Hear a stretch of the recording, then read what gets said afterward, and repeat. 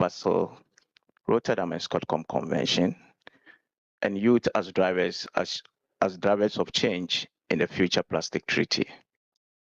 Why now? Because plastics are no longer just a visible waste, choking our gutters or littering beaches, but most of us will know chemical embedded in plastics such as UV328, PFAS, and other toxic additives are visible threats with rare consequences. These substances have no boundaries, persist in our ecosystems, and accumulate in our bodies and wildlife. They are not just pollution, they are poisonous. The Stockholm Convention and D, E, and F risk assessment gives us a scientific lens to evaluate the list of these chemicals.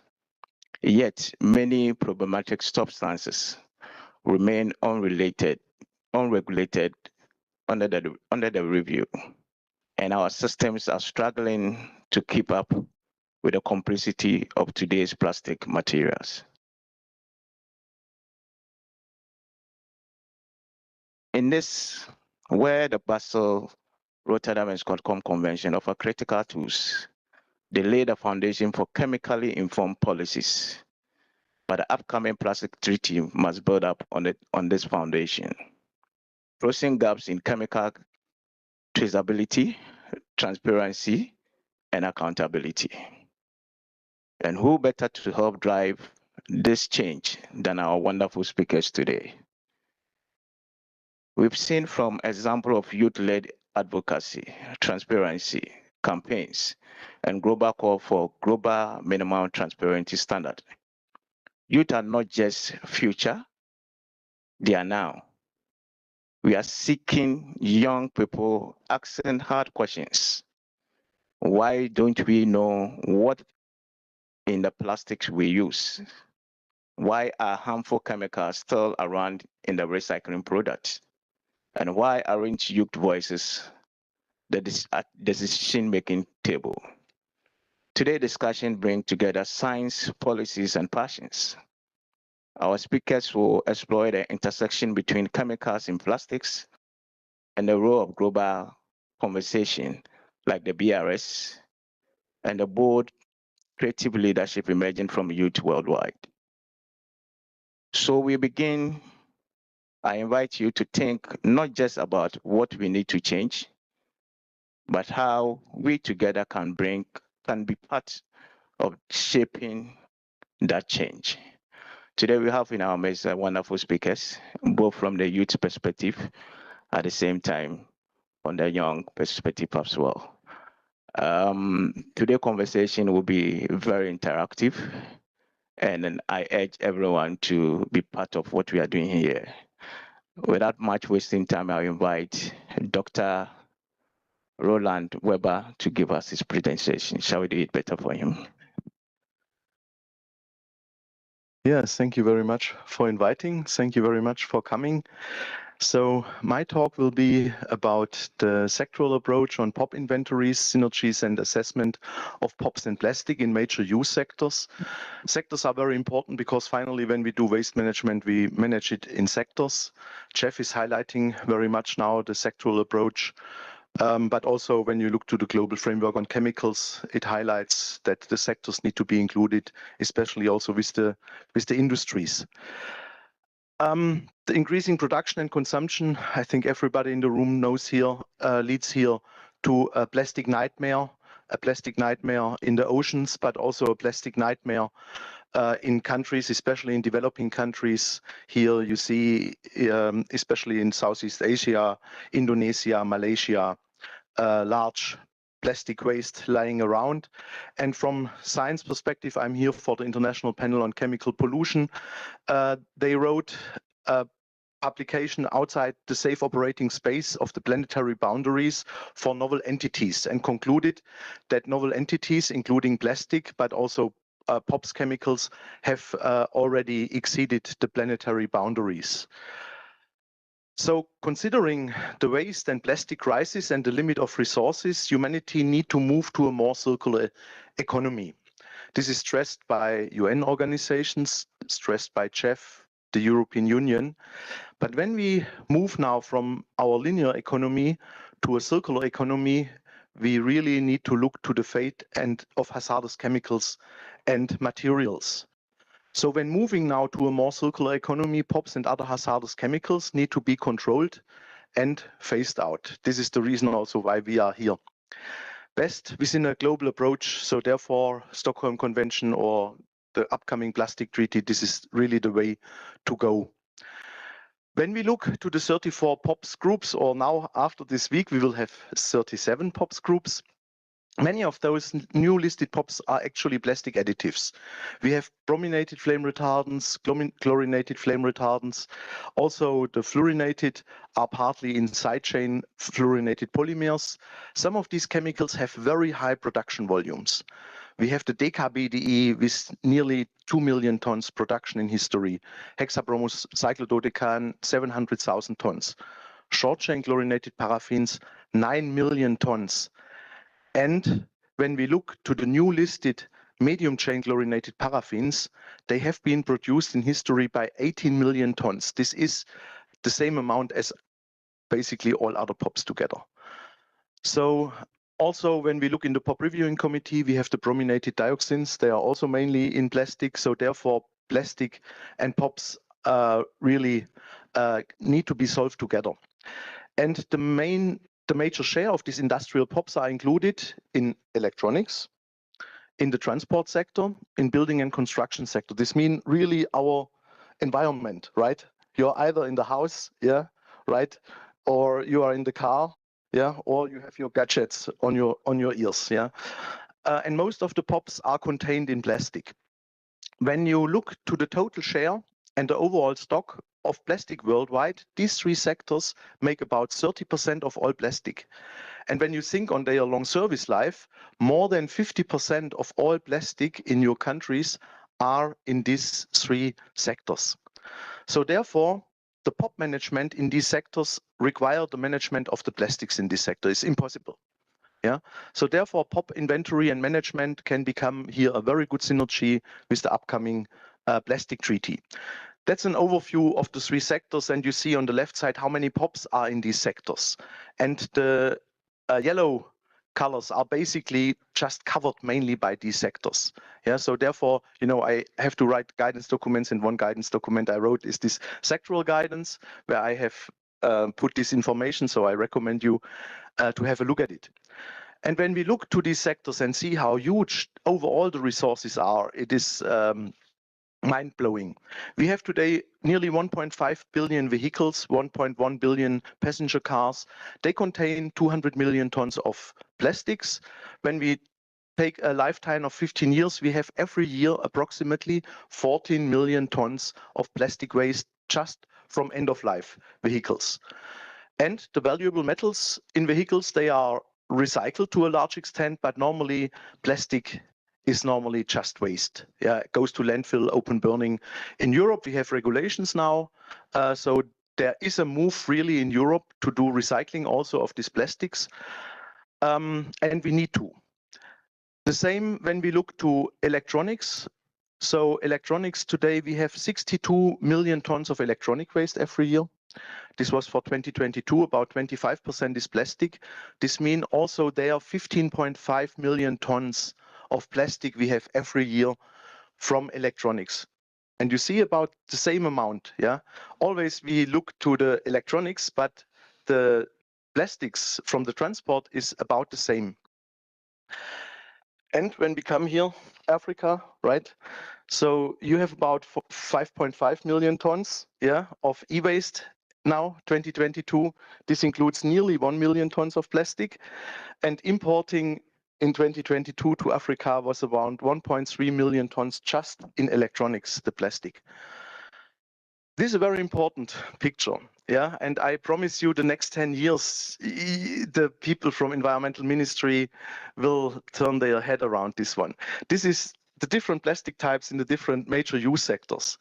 And when we think about plastic recycling, we need to separate the different types, yeah. And a good news here is that only a share of this contain POPs. Yeah, I tried to put here these red circles where I said, yes, when you look in the building sector, you have the insulation foam. There you have really a big amount of POPs here in polystyrene, while when you look to automotive industry, if we are lucky, the polypropylene there more or less does not contain POPs, if we are lucky. Yeah, but here also data are missing.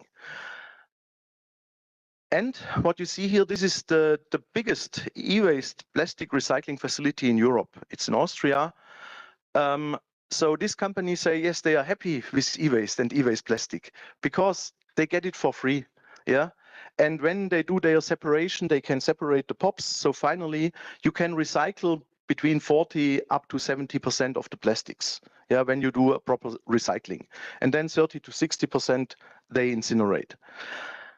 So we have a guidance, Stockholm Convention about BEP guidance, which I think is quite good and explain also, how to do this. It's also possible to do it in Africa, actually. It's not absolute high tech. Yeah, so therefore, the inventory and management of POPs in major affected sectors can improve the management of these large plastic use sectors globally. It can also result in depollution of these sectors. So when you look to Stockholm Convention, we have banned hexabromocyldodecan, last production 2021. Also DKBDE, I don't know any country which are still producing any PBDEs. So there has been already made some good progress. And I added here also the textile sector, because when you look here to the different sectors, textile also contain POP, and it's actually the third most used plastic, because you have polyester, 60% of all clothes. So therefore, this can become an excellent synergy of Stockholm Convention and the upcoming plastic treaty. And when we think about POPs, the internationally active use can help to push that plastic containing POPs and other chemicals of concern are managed in an environmental sound manner, to clean recycling for coming generations. Also, you can raise your voice that POPs and other chemicals of concern are substituted, that the next generation is not impacted. So this is why you are here, or we are here. But POPs are only the tip of the iceberg. That's also the bad news. We have produced with the International Panel on Chemical Pollution for UNEP, I coordinated this report on chemicals in plastic, and it is not only the POPs. We have in total more than 13,000 chemicals are present in plastic. More than 3,200 of these chemicals are chemicals of concern. Only 1% of these chemicals are internationally regulated. So 10 groups of chemicals we have identified as problematic. In 4 there are POPs, so we can address them, but the other 6 at the moment we cannot address by international treaties. So therefore also here the international use could raise their voice that chemicals of concern are included in the plastic treaty, that they get substituted, not to impact also here your generation and your kids, my kids. I mean, my kids are 18 and 16, right? And also, young science influencer could inform the youth on the risk of hazardous plastic additives and on the benefit of reducing consumption.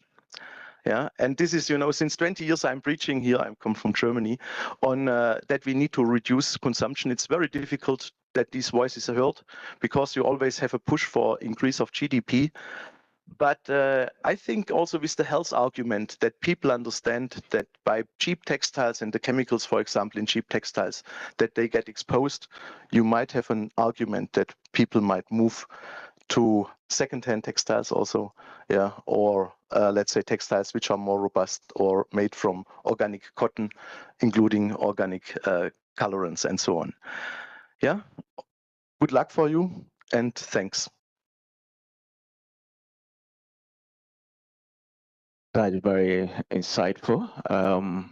We'll come to questions later. I think you have a lot of burning questions looking at this presentation. Like only 1% of some of this is being regulated or being seen. So with our next presenter, Dr. Edukomi, who is also giving us a presentation on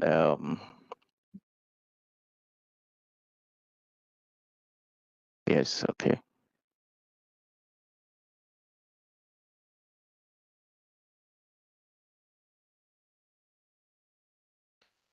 Okay, so we invite Dr. Samedu Kumi. He has been here for long. He has been with the process for quite a long time. And with this experience, is a blend of young people and the wisdom in the room. So with this experience, I think we will learn more as our doctor has also incited. So Dr. Kumi, you are. Thank you so much, Mr. Ofori, and good afternoon, colleagues and friends. Happy to be part of this very important program this afternoon, talking about youth, our future. So we should be very concerned about it.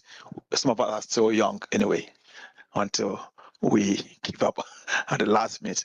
So I will be contributing to the program, and very interestingly, sorry, going back.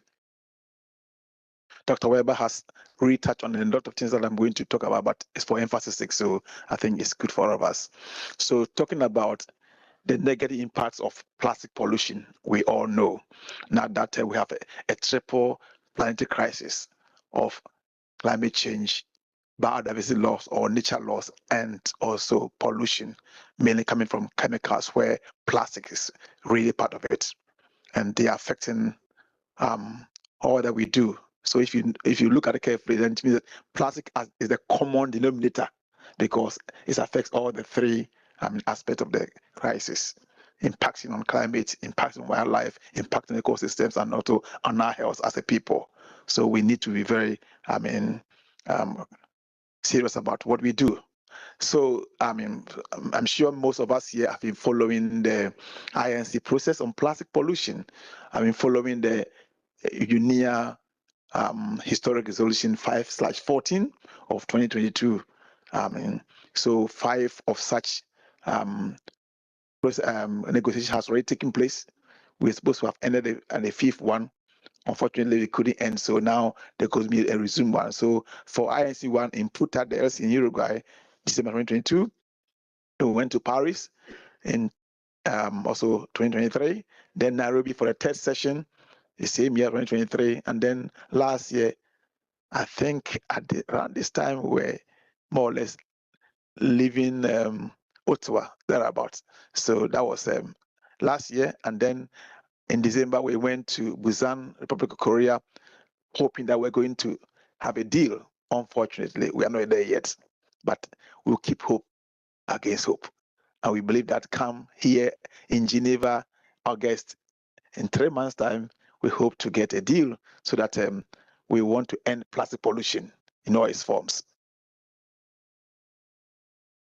So quickly, Dr. Weber has said a lot, but let me remind or take us back to perhaps to the basis where we talk about life cycle of plastics and where the chemicals come in.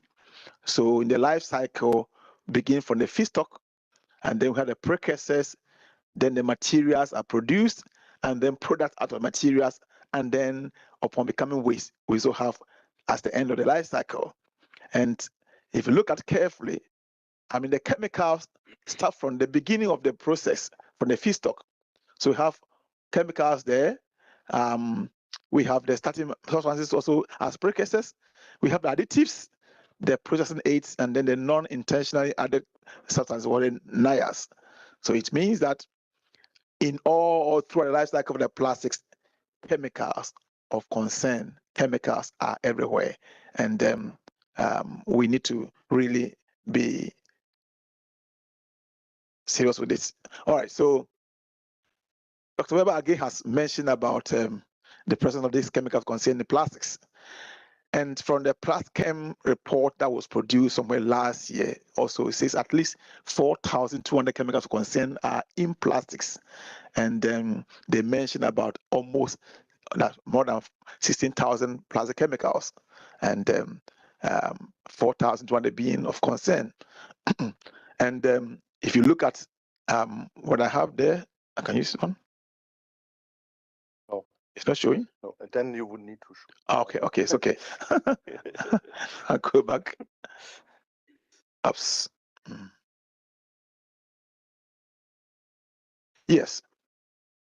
So we have the EDCs, the CMRs, the POPs, the PBTs, PMTs, very persistent, very accumulative, chemicals and the rest. They present various properties like persistent bioaccumulative potential, and they're also mobile, and that means they can go everywhere. So these are chemicals in plastics which are also concerned in other MEAs. Here we are for the BRS cups. We're talking about these chemicals, most of them in plastics. The mercury is one of them as well. And then the global framework of chemicals also talk about these things. But together, as Dr. Robert said, only a small fraction of these chemicals concerned are regulated by the existing MEAs and frameworks. That means that, and of course, they're also focusing mainly on the waste with limited measures to address the upstream. Yes, the upstream, the midstream, and the downstream, but the upstream really is receiving less attention. And most of them are on the waste side, Basel, and the rest. So here, the production and the use of chemical constituents in plastics are not really very much focused in the MEAs so far, which is of concern as well.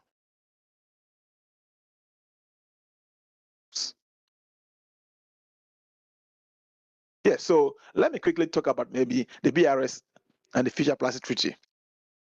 Dr. Roland Weber showed all the chemicals so far. From this COP, we are going to have about 37 listed.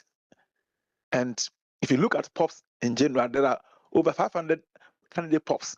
So if the BRS conventions after 20 years of, say, Stockholm has only listed 37, we can guess when are we going to get to the 100, 200, 300, 400?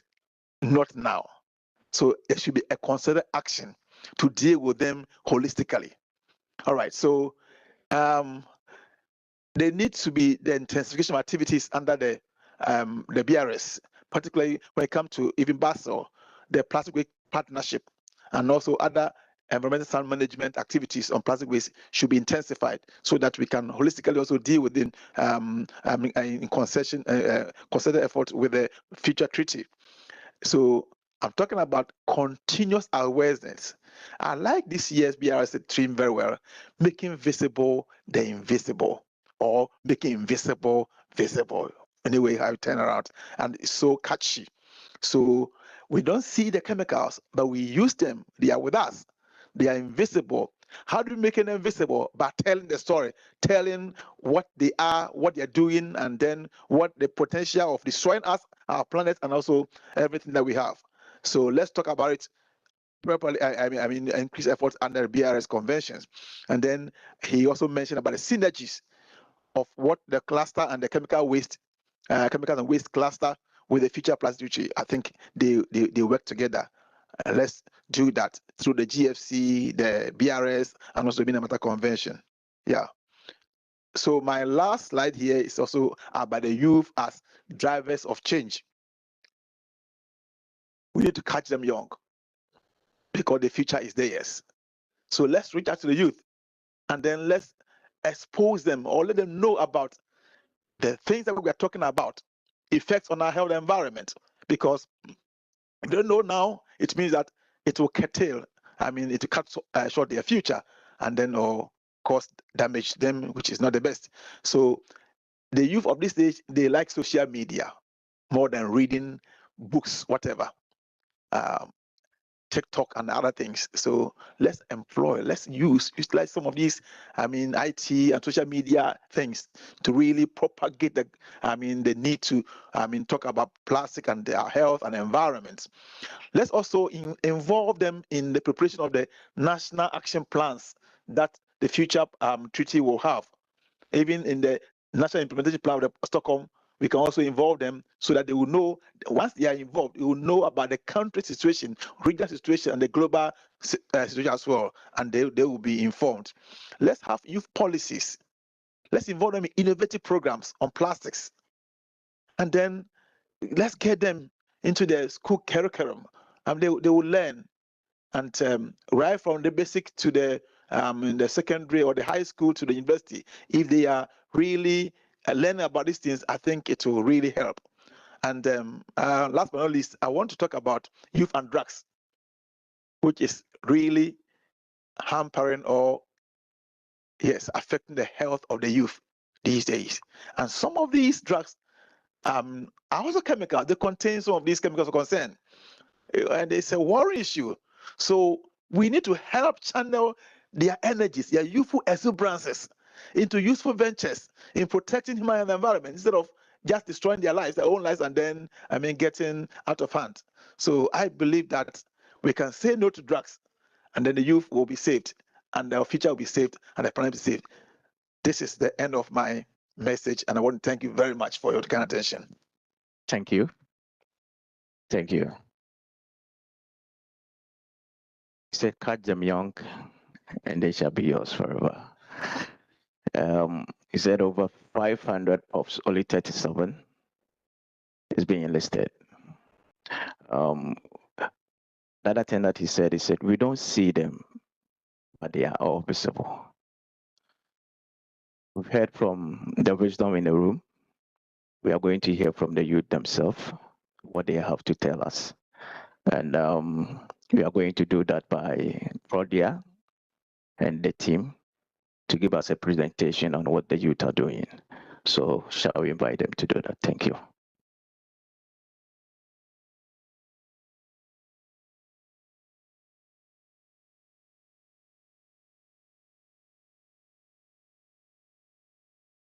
Big one. Thank you. So, hi, my name is Shinichi Chi, and I am from Tokyo, Japan. And I am currently in the final year of my undergraduate studies, majoring in organic geochemistry with a research focus on microplastics and persistent organic pollutants, POPs. I am here today as a youth delegate with Leonie here, the Chemical and Waste Use Platform. I have participated in several UN-related conferences, including the UNFCCC COPs and also the Inc. 5 meeting in Busan last year, in Korea, where I joined as an youth observer. So, first of all, I would like to briefly introduce our organization. And Chemicals and Use Platform, Waste Use Platform is the world's largest network of youth organizations and individuals engaged in policy development and action for a future free from hazardous chemicals, waste, and pollutions. We are an independent, self-organized coordination of youth organizations accredited to the Basel, Rotterdam, and Stockholm Conventions, Minamata Conventions on mercury, and Global Framework on chemicals, with a broader membership of children and youth, individuals, and grassroots organizations. Our aim is to elevate the priorities of children, youth, and other vulnerable populations who have been the most harmed by toxic exposures, but the least heard in the negotiation rooms, and to advance the right of all generations to live in a non-toxic, chemical-safe world. This is a picture that it represents that children or maybe youth are not like little adults. And we have like this unique vulnerabilities when it comes to toxic chemicals exposure. So their bodies, our bodies are still developing and our exposure starts even before birth. According to the UN Special Rapporteur on Toxics, future generation will inherit the toxic legacy of past decisions. That's why we must act now and act together. So I will briefly introduce what's my action towards plastic pollution. So my effort towards plastic pollution has been both scientific and advocacy based. So I began my participating in this International Pellet Watch, collecting plastic pellets from coastlines and analyzing the types of pollutants they contained. This hand-on work gave me a global perspective on chemical contamination through plastics. At university, I continued researching the interaction between plastics and chemical pollutants such as POPs, heavy metals, and endocrine disrupting chemicals. The academic work right now fuels my advocacy. In parallel with research, I have also taken practical steps to reduce plastic consumption on campus. So my university has an initiative to remove PET bottles from vending machines and advocated for the installation of multiple water dispenser across the campus. These efforts has helped create a more sustainable and plastic-free environment for students and staff there. So as a youth leader, I co-organized the Japan-Korea Youth Plastic Conference and gave talks at high schools in Japan to raise awareness about chemicals and plastics. Within my organization in Japan, which is called Climate Youth Japan, I led the Plastic Policy Division, where I have organized study sessions, represented youth at national conferences, and contributed to policy proposal submitted to the Ministry of Environment in Japan. So one key proposal I had at this time was to establish an IPCC-like expert body for evaluating the risks of chemicals in plastics, both nationally and internationally, which is really similar to the ongoing SPP discussion held right now. So what do I expect for this upcoming global plastic treaty? So as I have previously mentioned, I attended INC 5 in Busan. Regrettably, the session concluded without consensus, resulting in the postponement of further negotiation in INC 5.2 to be held here in Geneva, Switzerland. This was not the outcome I have expected, to be honest, but it highlighted the urgent need for stronger collaboration moving forward. At INC 5.2 and beyond, I have three major expectations for the plastic treaty, particularly from the youth and scientific perspective. And the first one is a common science-based understanding. Second, full life cycle approach starting from production. And lastly, but not least, integration with the Basel, Rotterdam, and Stockholm Convention. So for the first point, we need a treaty grounded in science that creates a shared global understanding of plastic pollution and its chemical risks. Without a common evidence base, it will be difficult to move forward together. And just as the IPCC helped anchor global climate action, a similar approach is needed for plastics and chemicals too. And secondly, for the full life cycle approach, well, plastic pollution is not just a waste problem. We must address the entire life cycle, especially the production and design stages where harmful additives are introduced. Limiting virgin plastic production and phasing out chemicals of concern are critical steps. And lastly, the treaty must not operate in isolation, and I think everyone here thinks the same. It should build on and cooperate with the BRS Convention, which already regulate hazardous chemicals and waste. So by creating a legally binding enforceable treaty that works in synergy with existing frameworks, we can make real progress in protecting both people and the planet. And these are the links to our organization. If you're interested, you could just contact us later. And for the key takeaway, alas, so as youth, we are not just future victims, we are present actors. So we are researchers, we are communicators and advocates who are ready to contribute to a plastic treaty that is ambitious, science-driven, and fair. So we urge negotiators to recognize our role and ensure our voices are meaningfully included in the process. And I will give the mic to Leonie.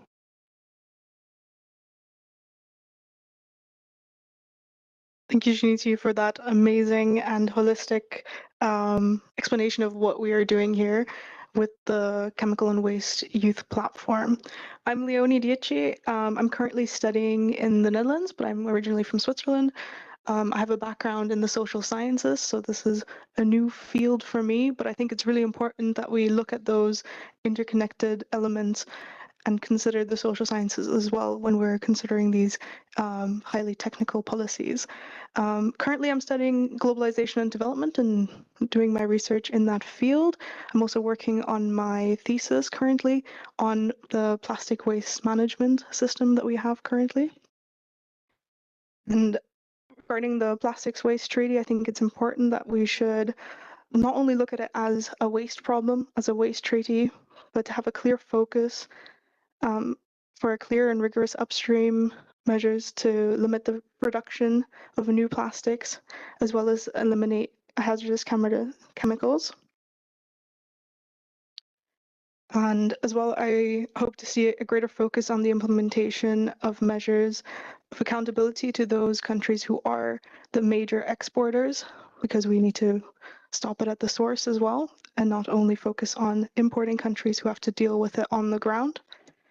Additionally, I agree with what our colleagues have said about the importance of this event, as well as the upcoming negotiations that will happen at the Plastics Treaty. To continue the, sorry, I've lost my train of thought. Let me find my spot again. And specifically with those conventions and treaties and policies that we're developing, I think it's really important to emphasize that civil society is involved from the beginning, because it's a lot harder to implement treaties and policies once you bring them to people and having to re-explain why this is important, as when they are actually involved in the creation of these treaties, the implementation of them will be eased. And as I see in my academic research time and time again, that when they are not included, the implementation and the success of these treaties is diminished.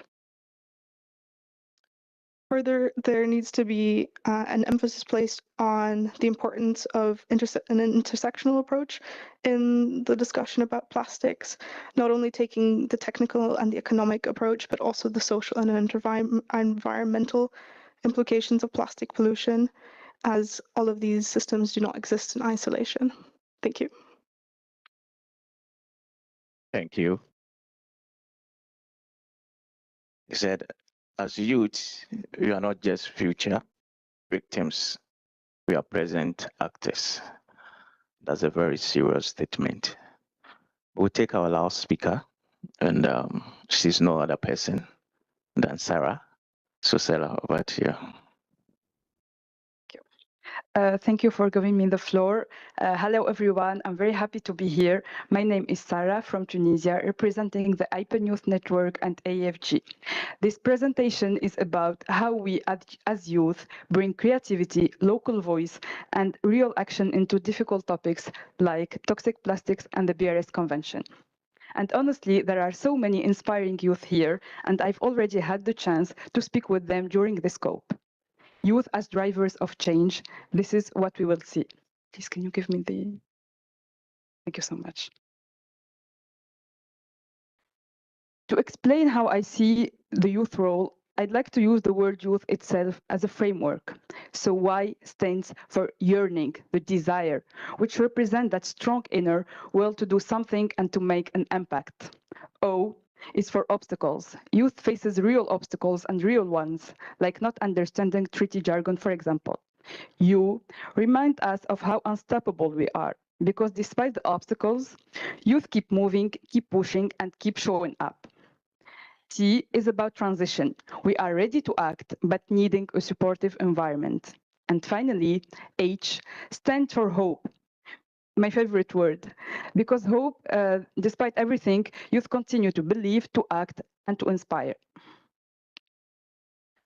So as we said, young people are full of hope, creativity, and energy.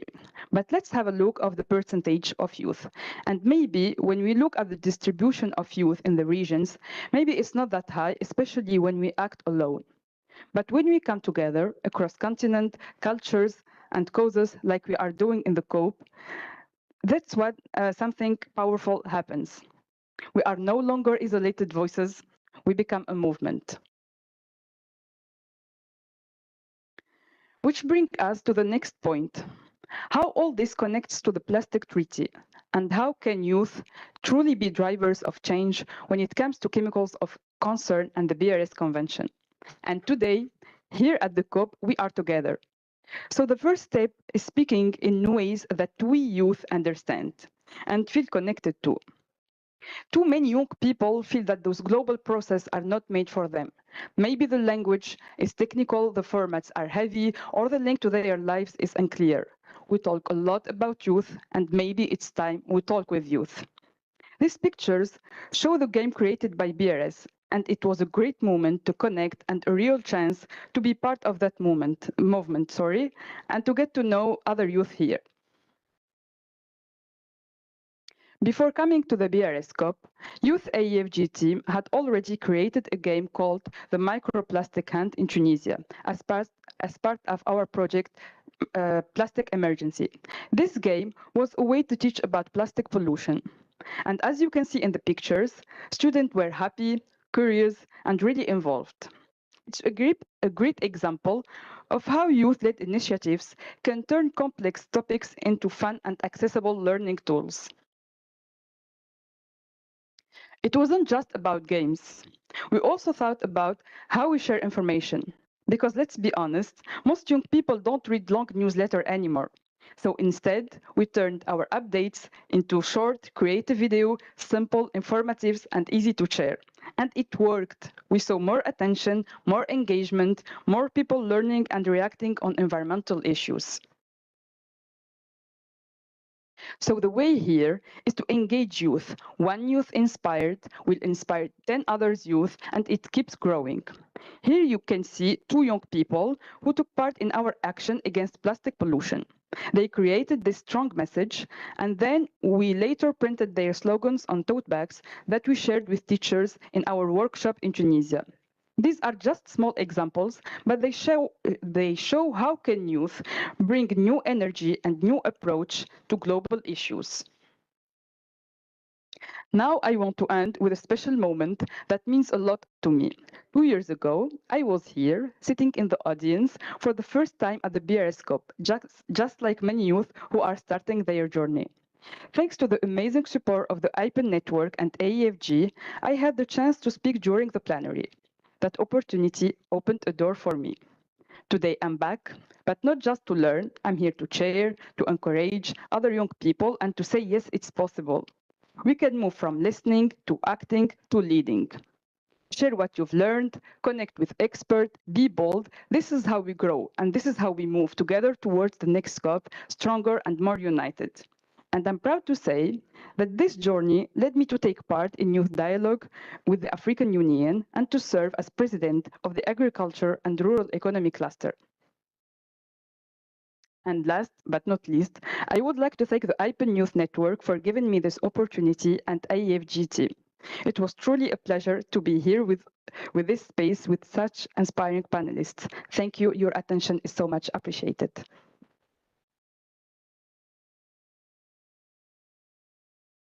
Thank you so much. It has been a wonderful conversation over here, and I also like to say that 5 years ago, I was also a member of IPEN Youth who was given the chance to be part of this process. And from then, I think we kept it going. So I also appreciate IPEN for these wonderful opportunities. Most youth hasn't gotten a chance because when you look at the statistics, and the convention when it comes to chemicals, you could see that it's very low when it comes to youth involvement and youth engagement. So I think this is a platform for us to encourage our youth, make sure that they also participate and move on with what exactly that are happening here so that they can be agent of change. We want the conversation to be very interactive. We come to take your questions very soon, but I want to go to Sarah. Just a simple feeling. You spoke about your first experience in a COP. What can you say made a game changer? What excites you the most? Thank you. I would like to say, as the second time here in the BRS COP, especially coming with AFG team, it was a good opportunity to share with our on social media with others and to share with them to get them information about what's going on here and what we are discussing about plastics, about all these chemicals of concern. Thank you. I'll go to Claudia. We just want to have their experiences, then later on we will take your questions, right? Claudia, what has been your experience so far when in your first COP? Is that your first COP? It is in my first COP, exactly. It's been a very interesting experience.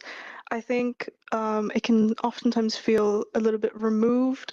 I know that a lot of my colleagues aren't really in this field, and so they don't hear a lot about it. And I think it's really nice to see that observers can have interventions at the actual events, at the plenary, so that you can see that there is a bit of an involvement, as I thought more things were happening behind closed doors. So that's nice to see. I'm also really happy to see how many young people here are active in the field and ready to speak to diplomats about the actions that they should be taking, and hopefully the message is clear.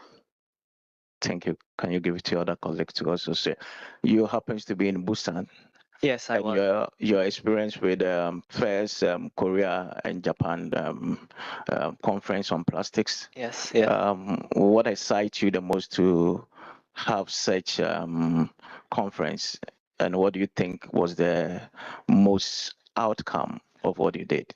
Thank you for the question. And yes, I think, well, organizing like a two countries conference for users was quite difficult for me. I mean, I had to do a lot of preparing, but once we got there, we had this conference in Busan.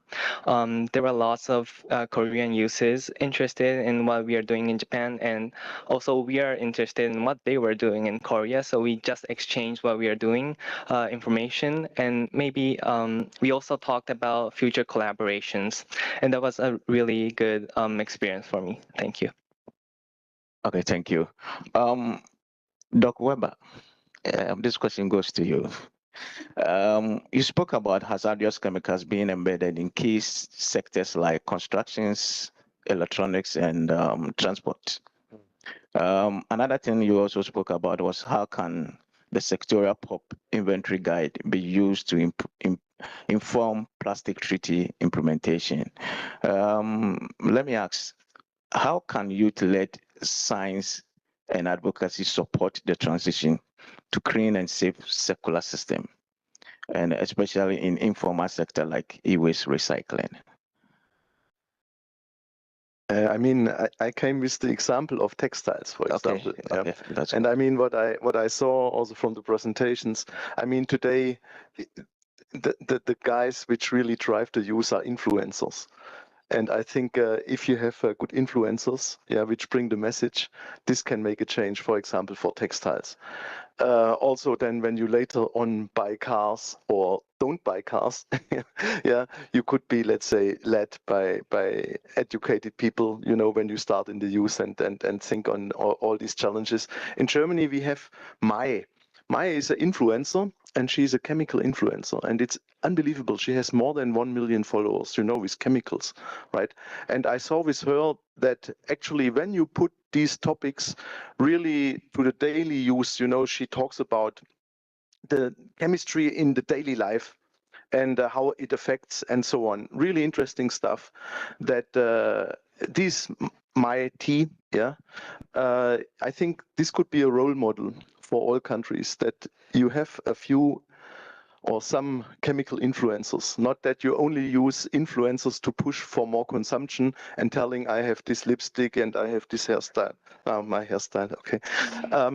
So I think that this could really make a change, and then you can go to the different sectors, But let's say a start would be to really down to earth chemicals in daily life, give good advices, science-based. And we see with Mai that this works, so this could be a real role model. And I see people here, super. Yeah, I'm happy. Yeah, thanks.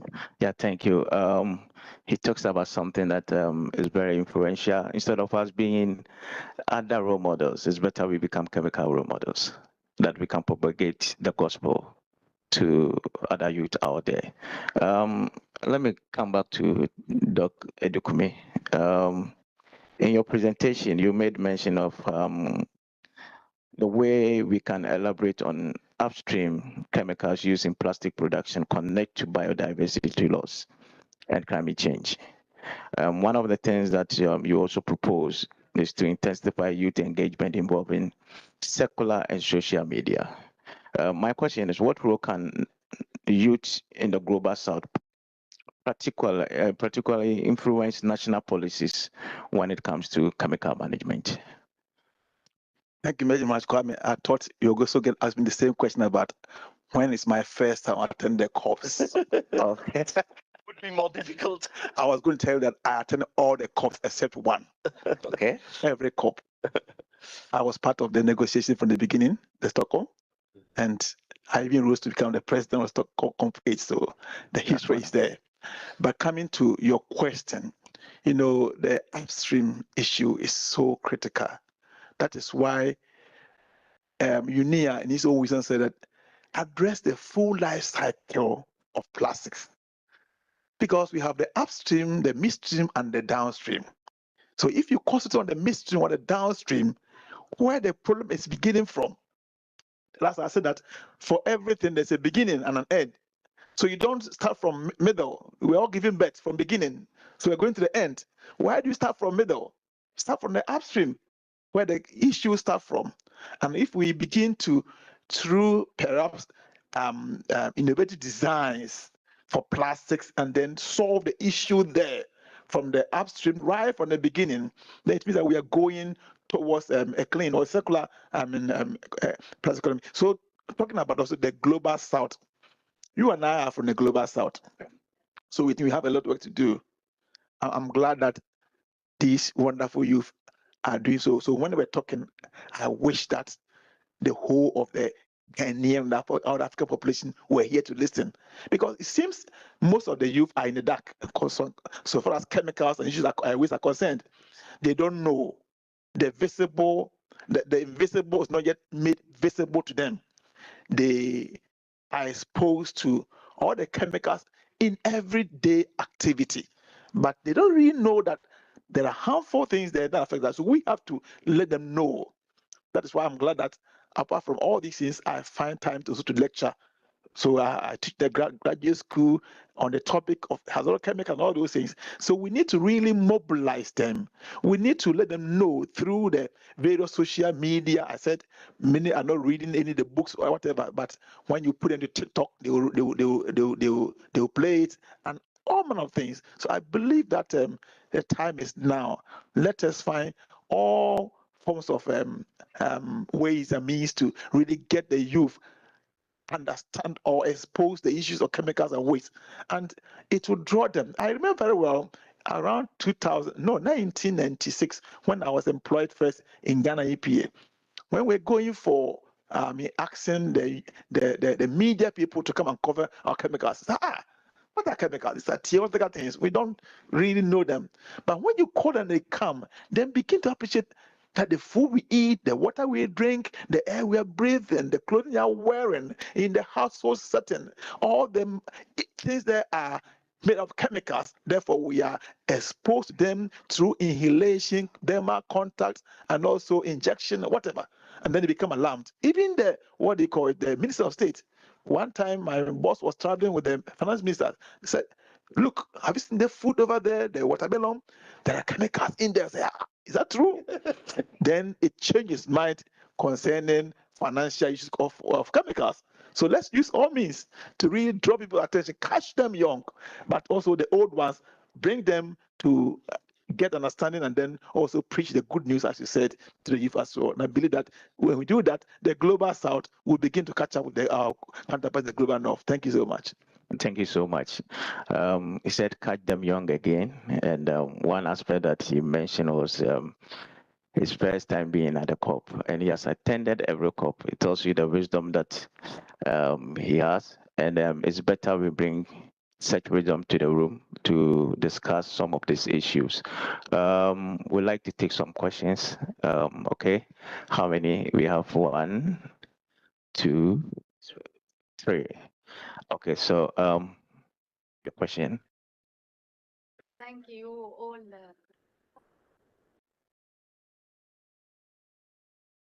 My name is Ilham Refat from IBAN, and thank you for all. I have question for Dr. Roland. It depends upon the talk of Dr. Sam. And I have question for Sarah. Dr. Roland, did you think the plastic treaty, it will help our countries to make a good management for plastic waste, and how we can convince our decision maker that when we solve the problem, it's not from the medium, it should be life cycle from the first until the end, and it's solve the problem from source, not make the pollution and try to solve the effect after that. About Sarah, I wanted to ask you what you need as a youth from each country, Japan, Korea, Switzerland, what you need from us to help you to continue our activities. What you need from us as a experts, as a mom, as a father, as a friend, what you need from us. Thank you. Oh, I think you can use Yes, it. yeah. I mean, yes, Elham, it depends if we get a strong treaty. Yeah. And so I hope for a strong treaty. If we will have a strong treaty, which includes from upstream, yeah, I mean, the whole life cycle, yeah, this could make a big change. Also, you know, chemicals is discussed at the moment. There's a big fight. There are parties which the industry is not happy or they don't want to have the chemicals in. Many want to have the chemicals in. I also think when we saw what we presented, the chemicals should be there in at least some way. So I hope for this strong treaty. And then one additional thing is, of course, about financing, because finally, also when you talk about plastic and plastic recycling, and there everybody and the industry talk about plastic recycling, but plastic recycling is not for free. So this means we need a financial mechanism. And at the moment, this is one big problem, I mean, for all the conventions, right? Also for the global framework on chemicals. Yeah, for the global framework on chemicals, IPEN made a good suggestion, you know, to tax the production, because this would be really extended producer responsibility that you take, I don't know, and it's only a small fractions, I don't know, 0.1%. Yeah, and the same for plastic. You know, we need a financing. This multilateral funding with CHEF, you know, now America goes out with US aid. Yeah, UK is halving their contribution. Also, Europe is putting too much money in the wrong thing.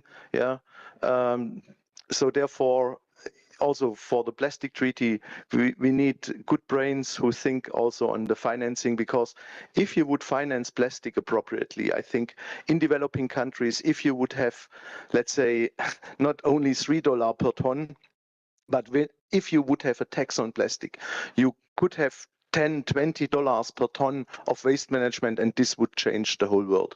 But like extended producer yes, responsibility, if we can apply or polluter-based principle, I think it will help us a little. yes, yes, extended producer responsibility. The OECD has their activity.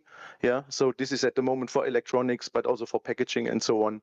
Yeah, and No, the other, how to convince our decision maker that not a problem and solve the effect, not the source. How to understand, to stop from source. yeah. Of course, I mean, I think you have, I think, 120 countries, or I don't know how many countries are now at the moment in the plastic treaty, which want to move fast. Yeah, and then you have, I don't know, more than 100, right? More than 100. And then you have a range of countries which really try to put the brake. So I think that the young people maybe in these countries can push their policymakers. Though, should I name countries? I don't know. You can read the reports. But is here somebody from Saudi Arabia? I don't know. Yes, no, it would. Yeah, no, it really, yeah. And I think also they have their use, yeah, right? So I hope, yes, that also in their countries, when they see that there is an important treaty and things are really not moving because of some countries, that they push their country. Okay, you're welcome. Where is Egypt standing? No. So you remember your question? Yeah, so.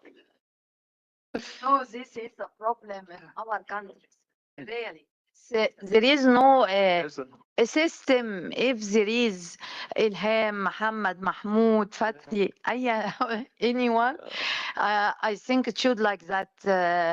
I tried many times before when I am focal point to make a staff, not me only attend, and no one know. I try to make a staff.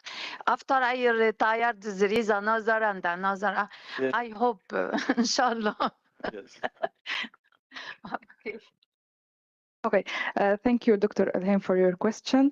So to respond, as you said, we need your expertise as we are youth. We need you to support us, to have collaborations.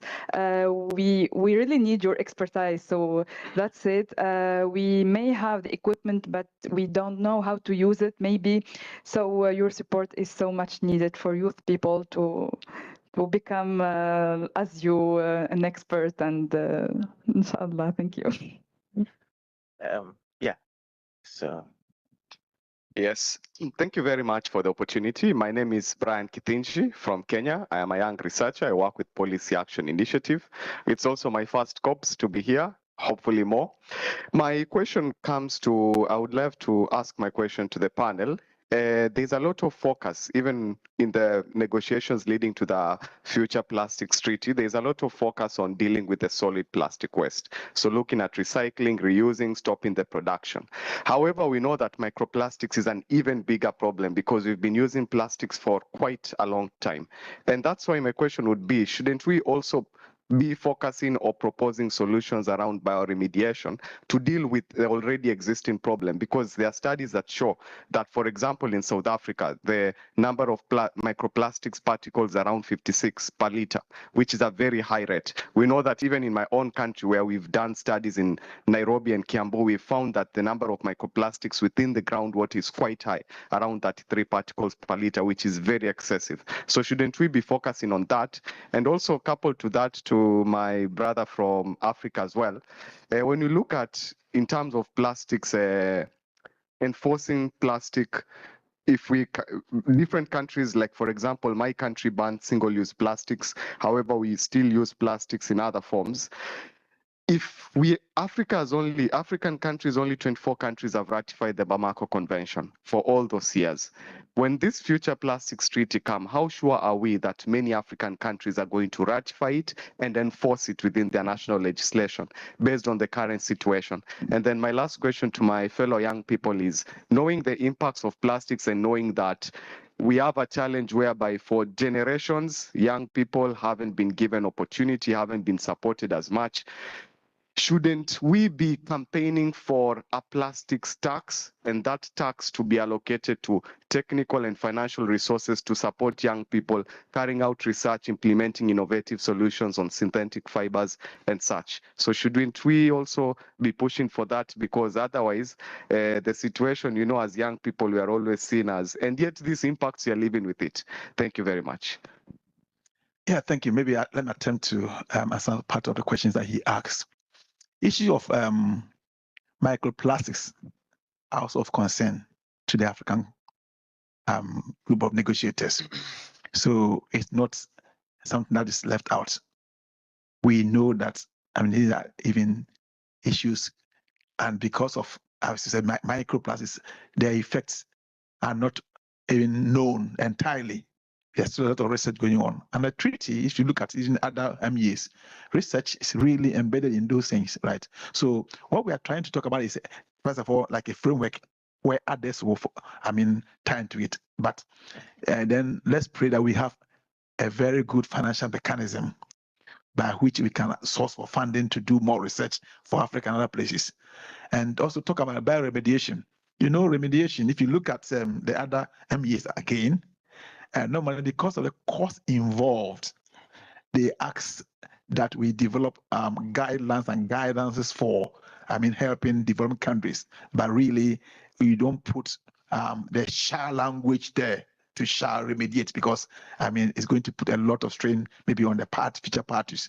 But definitely, we talk about contaminated sites and all those things are also a problem that we need to tackle about. So yes, I think our region, we are fully involved in the negotiations. We have the highest number, right?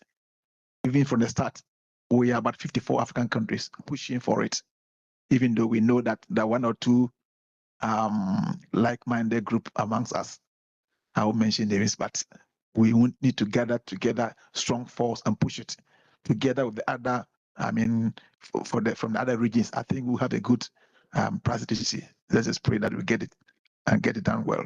Thank you. I think somebody else will continue on it. Yes. Yeah.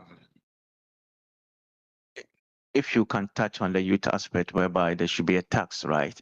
Something that can leverage on helping more youth to participate and also do a bit of research. That's the second question, if I may be right? So anyone on the panel can answer. What do you think? Okay. It is only, as soon as you have tax and money, then you can do much. Yeah. So therefore, yes. So therefore, we need to push for it, and then a part of it can, of course, go into research and capacity building and so on. Yeah, that's clear. Okay, to be honest, I'm not really I don't have much knowledge about taxes, but like basic taxes. But I think we do need these financial supports more, because it's hard for us to come to these BRS COPs. I mean, I'm from CWYP, but this time there's like more than 40 uses from 30 countries, but it's only 40 that are coming here, and there are lots of uses in the world, and we have to bring them here. We have to let them know what is happening here. And yeah, that's why I think there's need for more financial support for uses. Thank you. To your first question, you were asking about this bioremediation thing and microplastic, if this is not a priority. First, I think we need to fix the macroplastic, yeah, and the produced microplastic, and stop production of microplastic, yeah. What is out there? It's out there. We can hope that there will be, let's say, some bioremediation. When I was in Kenya in ICP, I saw the worms which are eating the polystyrene. Yeah, but this will not be the solution. Yeah, yes, if we are lucky, partly. Yeah, but there are also some very strong plastics where it will not be the bioremediation which solve the problem. Yeah, yes, it would be nice that at least part could be solved with biological means, yeah, and there is research for sure worldwide, and these worms were quite impressive when they really were eating the polystyrene. So we take our last question from Frederick here.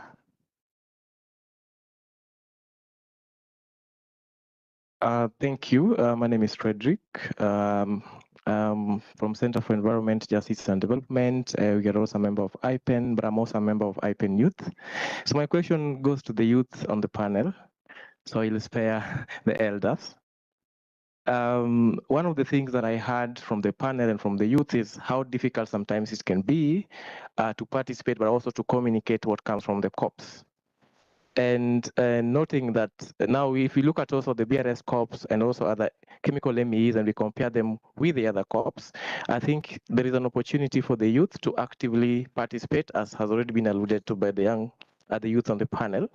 So my question is, if we look at the consumption of the plastics products or other which contains these chemicals of concern, the youth are a major group or a bigger consumer of those products.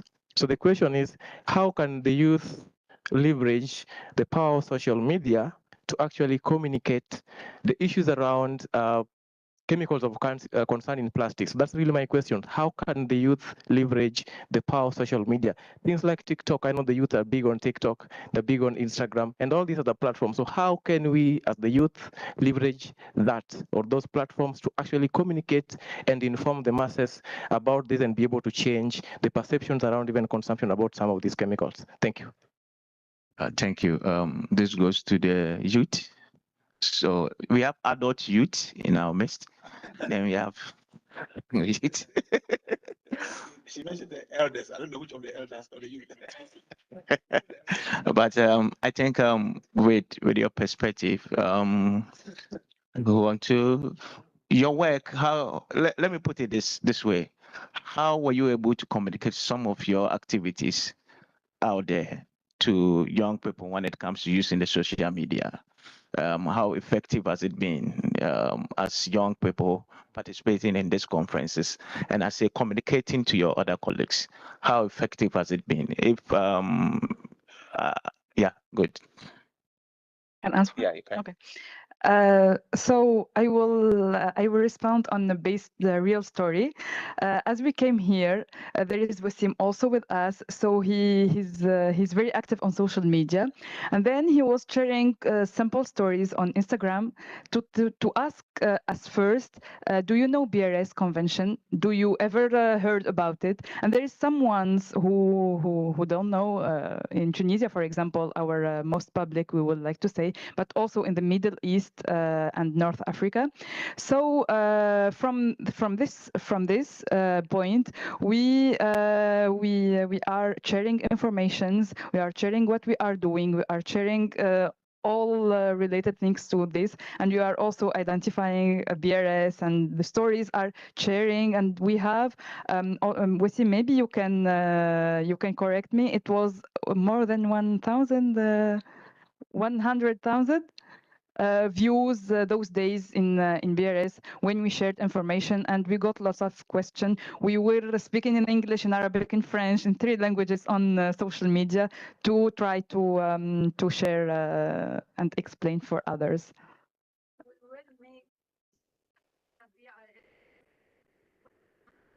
All use me and with you. Yeah. You get to young people because Yeah. are not on the internet.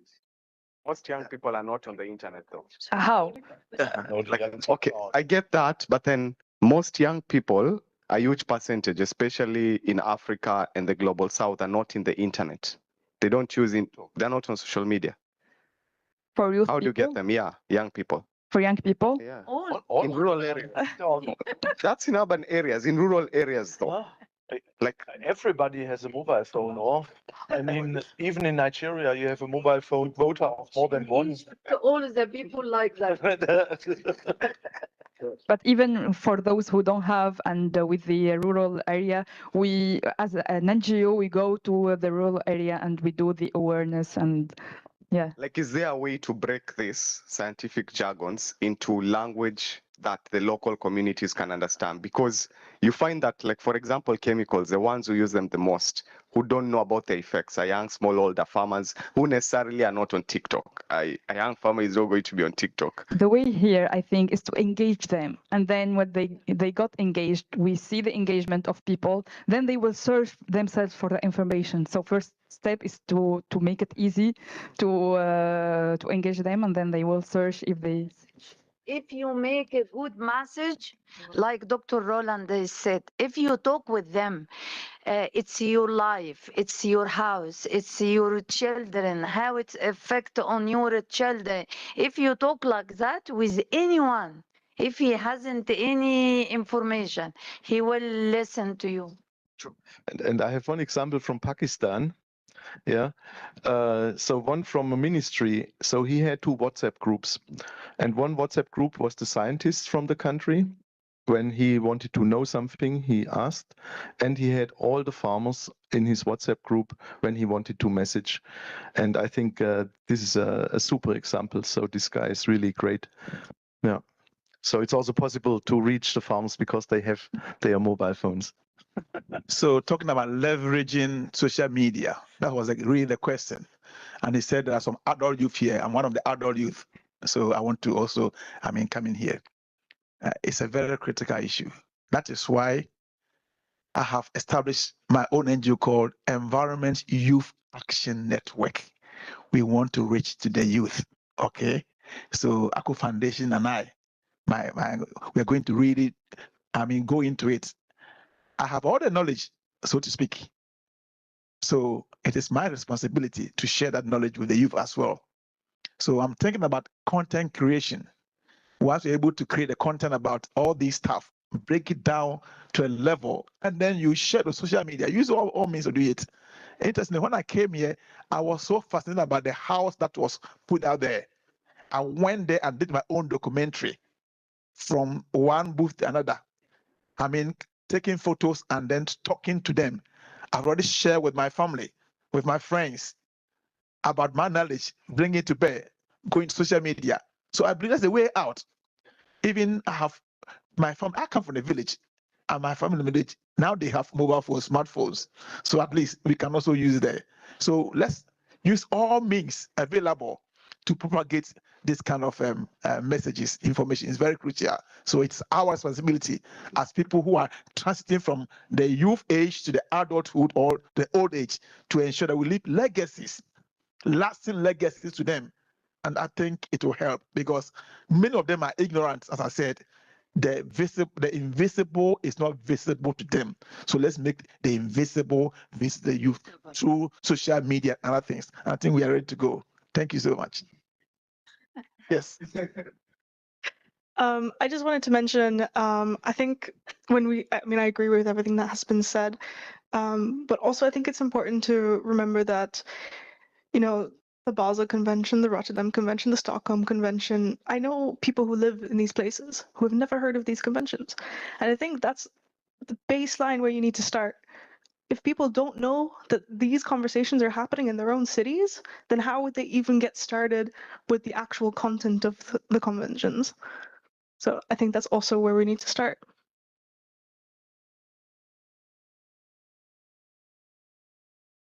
So we take our last question, and we do. Thank you so much. So we have two questions, but I would like us to be brief because we take some reflections and later because we are far behind time. So thank you. Your question. Thank you so much for this and for this opportunity and talking about the youth. I deal all the time with the youth as a teacher and I learn a lot from them. So perhaps one comment about the taxes. The taxes are very difficult because the taxes is all the time assigned to the industry, and we know the industries how they are really very resistant to changes. So that's the fact. My second question to our four youth, as a teacher, because I would like to have their feedback.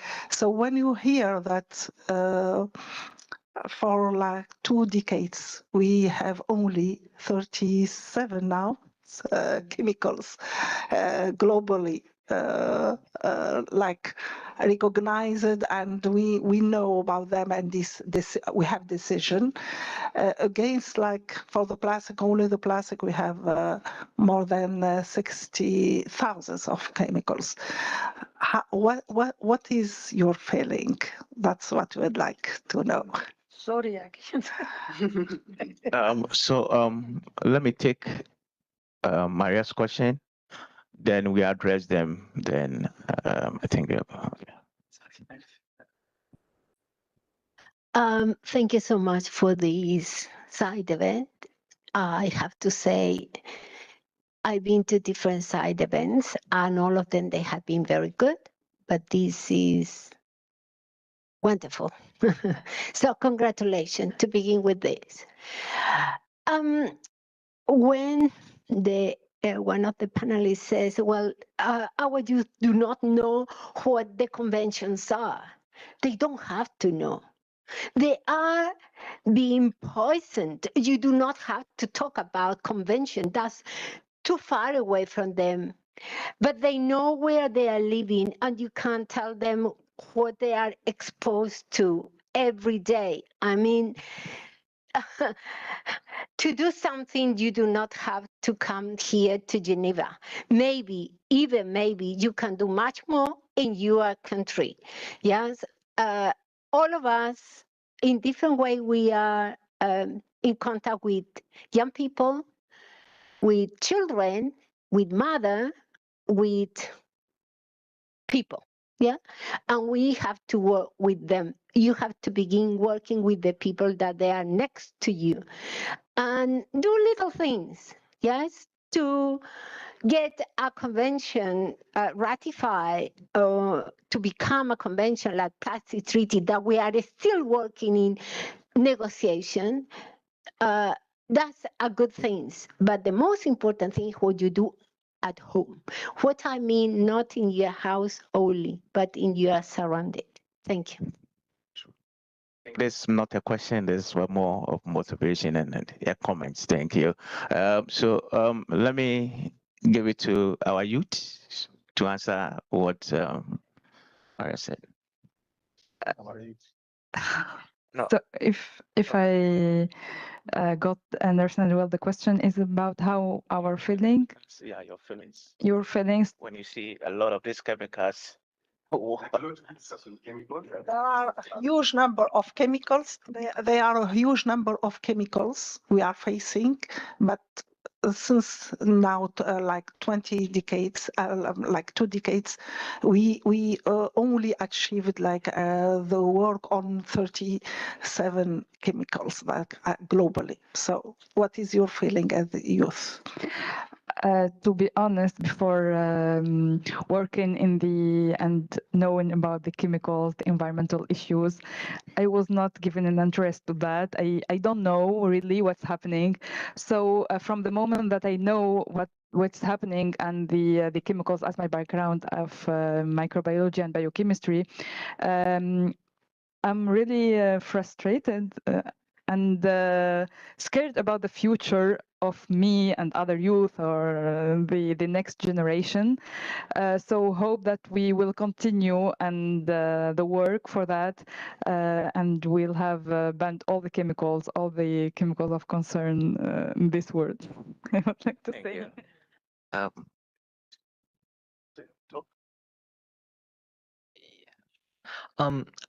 Well, my feelings are mostly same as what Sarah mentioned, but for me, it's like terrifying.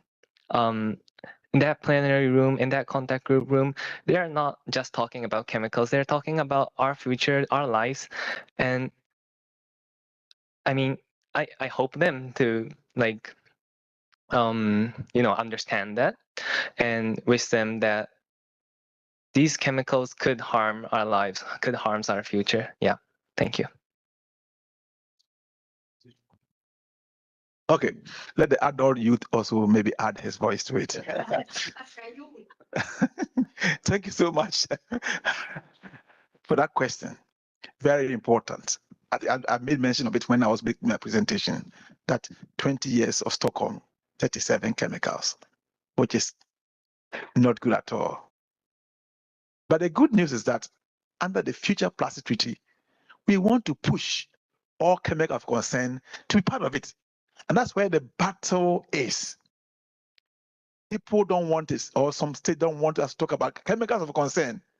But we want to push, because if we really address all chemical of concern in a holistic manner under the plastic treaty, then it means that we are, more or less not going to mark time again under Stockholm or what.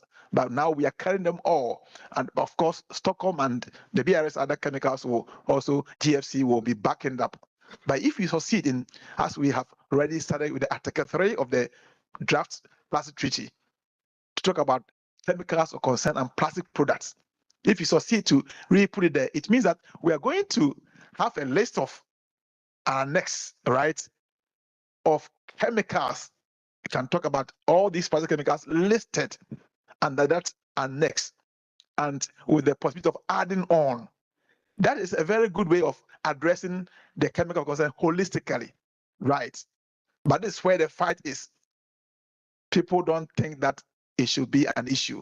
They think that the BRS and other conventions are working on them. But 20 years, 34, when are we going to get 4,200 chemical concern in plastics? over 16,000 in plastic, I mean, as a general something. So we need the youth to make louder noise that shout to the global community. We need a plastic treaty. We need chemical for concern under it. If you keep on shouting, maybe your government will hear you, because it's a tough battle. Thank you. Yes, Thank you. Yeah. Yes, and actually it's not only 37 chemicals which are listed. When you just look to PFOA, the PFOA related chemicals are more than 200 or 300 chemicals, which by the listing of PFOA are eliminated. Yeah, so it's much more than the 37. And then, of course, we do not only have the Stockholm Convention, we have also the Global Framework on Chemicals and SciChem before. And in SciChem, we had the issue of concern of all PFAS, yeah, addressing all PFAS. And also there was the topic chemicals in products, or all hazardous chemicals in electronics. So it's already on the international agenda, but SciChem was voluntary, right? So therefore it did not really move. Yeah, there was not really money. Now with the global framework on chemicals, we hope that it's different. But at the moment, the budgets are also, let's say, relatively limited. Yeah. So I think on the global agenda, the thing is, or there are views and there are, let's say, approaches. When you look to the European Union want to restrict all PFAS. These are 10,000 chemicals, and they want to move as a policymaker, not from chemical by chemical analysis, but really for grouping chemicals and then telling which of these chemicals is really absolutely needed for essential use. Yeah, so there are also this kind of other approaches. So therefore, yes, there's also, let's say, hope and some movement in the bigger, and I hope that the global framework on chemicals become more effective than SciChem. Thank you. I think we have come to the end of the discussion. I will take one reflection from one word from our speakers that will live with you whilst you go to your various contact group, various houses. I will start from Sarah. What, in one word, what would you say for someone to take out of here? One word? Just one word. Thank you. One word to Someone to take out of here. hope. My favorite word, I was saying. Hope. Yeah, keep the hope. Hope. One word, just one word. EPR is one word. My word is momentum. Keep the momentum. Momentum. Perseverance. Perseverance. And passion. And passion. And all of this word let us know that chemical has no boundaries. Chemicals don't know ages, either adult or a young person. When it's affecting you, it's affecting every part of the generation. It affects our environment, our ecosystems, and everything. I would say thank you to our speakers. It's wonderful to have you, but we can't do that without you, the audience. We are very grateful. And we say thank you and carry the message across. Hope, perseverance, action, EPR. Thank you. Bye.